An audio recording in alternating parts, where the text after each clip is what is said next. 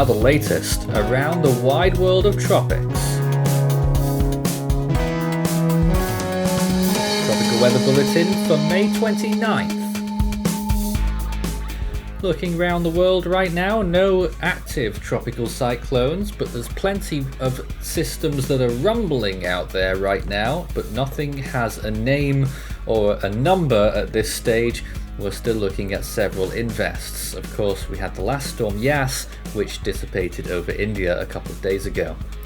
In the Atlantic, it's only 3 days until hurricane season, and there's no areas of interest. Let's hope we can see that for as long as possible after the unpleasant surprise of Anna early on in this season, this month. But nothing else on the table just yet.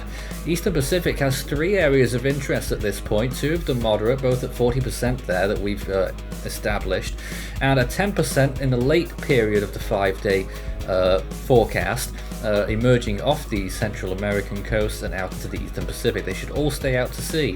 In the Western Pacific, we've got 2 also moderate chances, and they could be nudging towards high chances very soon in the Philippine Sea and over Micronesia.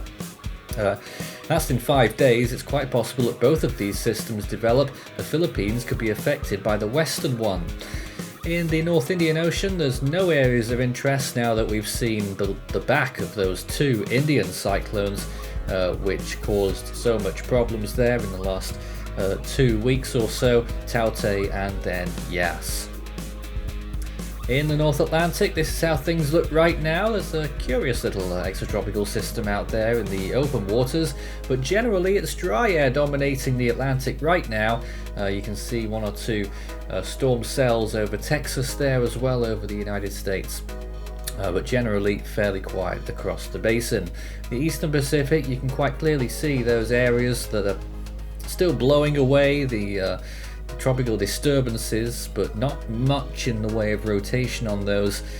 So as it stands right now, we're not seeing any development. That could change later on, but it doesn't look like it's going to be very soon. In the Western Pacific, we're looking at these 2 areas. You can quite clearly see them there. The one on the western side there acquiring some rotation, on the east as well looking pretty good. So that's something really to watch out for over the next few days. The South Pacific looking fairly quiet, although you can just about see the bottom right hand side there may be almost a subtropical cyclone. I don't think it quite made it though. The Indian Ocean looks like this. I don't know why there's a black frame there at the end, but this is how it looks. Mainly monsoonal developments, but there is a little disturbance down there in the South Indian Ocean that could have a chance of developing 10 or 20%. And this is a close-up of the water vapor imagery on the Western Pacific storms right now. You can see Palau under that, some of the Micronesian islands further towards the east, both under the influence of those 2 disturbances. Guam there in a dry spot. That might not remain for long though.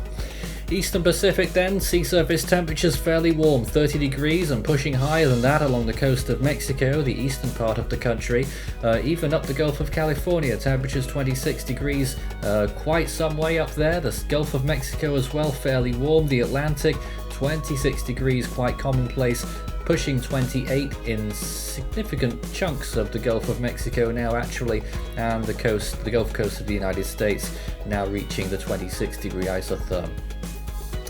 Indian Ocean, as you can see, is markedly cooler after Yas in particular. Taute doesn't appear to have left as much of a mark, even though it was much stronger. And look at the Western Pacific, really warm off the northwestern part of Luzon in the Philippines, pushing 32 degrees Celsius there, and also very warm on the eastern coast, over 30 degrees, and a little bit cooler further out to sea, 28, maybe 29 for the eastern invest. South Indian, still fairly warm as well there, 28 degrees for that potential system. This is the sea surface temperature anomaly. You can see the Gulf of Mexico as well there, catching up to normal now by the looks of things, a few more yellows appearing, so the Atlantic is getting back. The subtropics in particular, which were lagging behind a little bit. Western Pacific much above average, especially in the subtropics. On May 29th, 2008, we had 2 significant cyclones active. Nakri was peaking today as a Category 4 super typhoon in the open Western Pacific, and Tropical Storm Alma, whilst unassuming, made landfall in Nicaragua and was retired at the end of the season, the first storm of the Eastern Pacific hurricane season that year. Also on this day in 2001, Hurricane Adolphe was peaking as a Category 4. Also in 2013, Barbara was making landfall. We tracked that one on Force 13.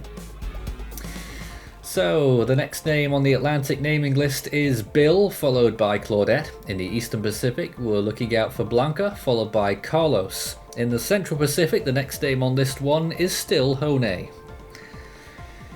And as we get closer and closer to May 31st, our countdown to hurricane season that we'll be doing live on Force 13, Choi Wan is next up in the Western Pacific, followed by Koguma. The North Indian Ocean has Gulab on the next name on its list, followed by Shaheen. And in the Southern Hemisphere, the next name's Paddy in the Australian region, Kanga in the Southwest Indian, and Cody in the South Pacific. We'll be updating the automated stream tracker in the next 24 hours, and that will be back online soon, so look out for that. That's all for now.